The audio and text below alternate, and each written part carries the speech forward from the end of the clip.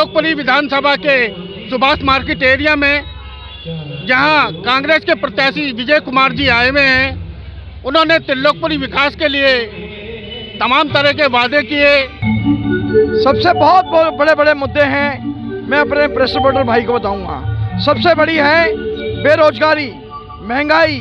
यहाँ जो resort colony है, आप जानते हैं कि यहाँ गरीब लोग रहते हैं। बेरोजगारी का वो आलम है।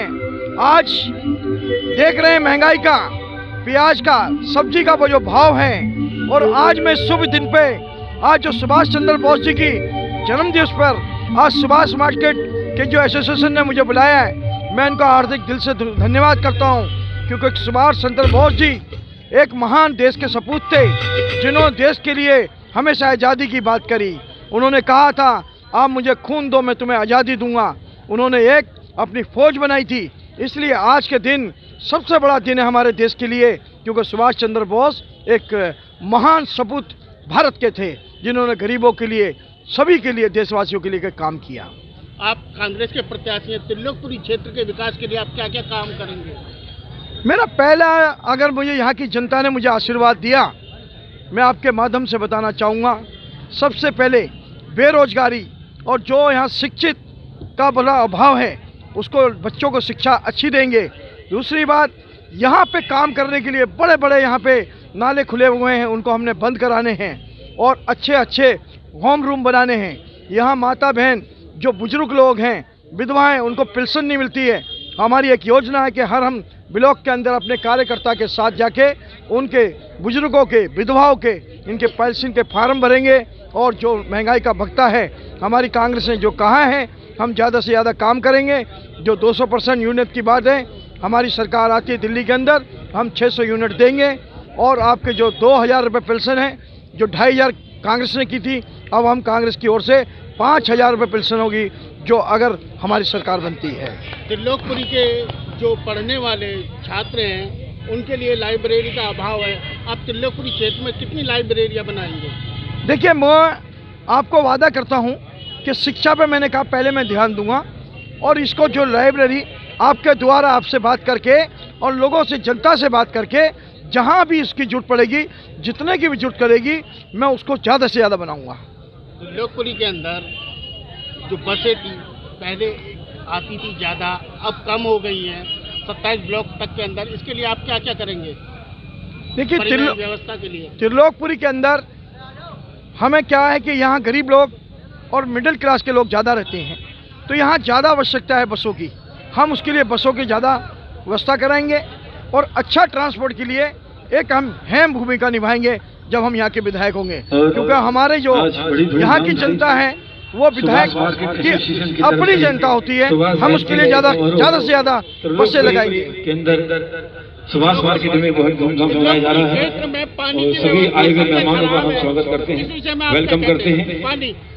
पानी का सबसे बड़ी बात है कि जब त्रिलोकपुरी यहाँ बसी थी और जब इंदिरा गांधी के टाइम पे त्रिलोकपुरी बसाई थी, तो आप जानते हैं यहाँ गंगा जल का वाटर पानी आता था।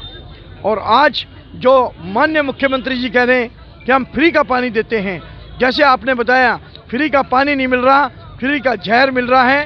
अरविंद केजरीवाल जी को मैं बोलना चाहता हूँ, एक दफ़ा त्रिलोकपुरी का पानी पी के देखें तो आपको उनको हॉस्पिटल जाना पड़ेगा। यहाँ की जनता, यहाँ के बच्चे इतने परेशान हैं कि पानी पीना तो दूर, उसको सूंघना भी बड़ा अपने आप को वो दुर्भाग्य समझते हैं। और हमारे कोई भी देश के अंदर, दिल्ली के अंदर, विशेषकर त्रिलोकपुरी के अंदर, कोई भी आदमी पानी का फ्री नहीं पीता। यहाँ रोज़ मोल खरीद के पानी पीते हैं। क्षेत्र में जो मोहल्ला क्लिनिक खुले वो कम हैं, तो आप क्या नई डिस्पेंसरी भी खुलवाएंगे? देखिए, मोहल्ला क्लिनिक तो कैसा है, एक पार्ट टाइम जॉब है।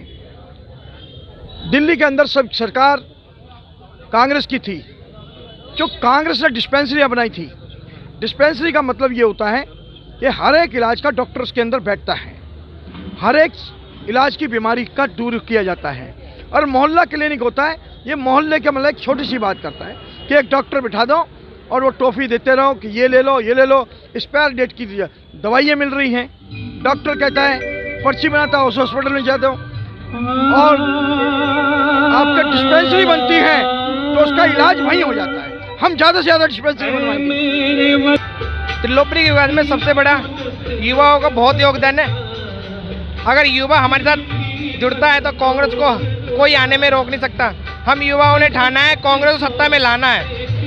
हर त्रिलोकपुरी में और भी कोई क्षेत्र ले लो, कांग्रेस बिल्कुल बिछड़ चुकी है।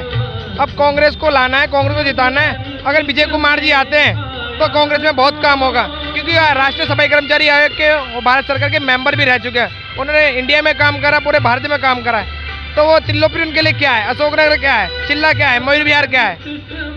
तो आएंगे तो बहुत काम करेंगे, हम उनके समर्थन में हैं। और आपके माध्यम से बताना चाहता हूँ कांग्रेस बहुत पीछे हुई है। हमने जी जान से ताकत लगा रखे है विजय कुमार जी के साथ। ये सीट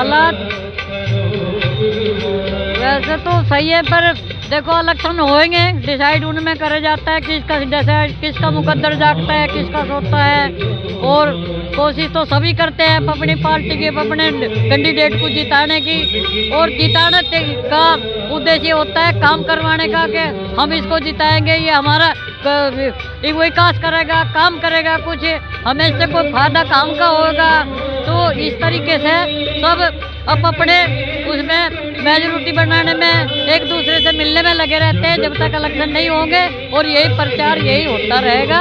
और जब कोई भी एमएलए बन के आएगा, शपथ लेगा, तो वो शपथ तो ले लेता है पर पूरे काम नहीं कर पाता है। देखो आज तक मतलब करीब 60-65 साल हो गए, कोई ना कोई राज पे आता ही रहता है, किसी की ना किसी की सरकार बनती रहती है। फिर भी किसी से पूरा जो मान ले, फिर खैर एक सरकार काम पूरा कर देगी तो दूसरा क्या करेगी, फिर वो भी पूरा। तो क्यों, ये तो लोकतंत्र है, लोकतंत्र का काम कोई जल्दी से संभाल नहीं पाता है, कहीं रह जाता है, कहीं छूट जाता है, कहीं हो जाता है। धन्यवाद।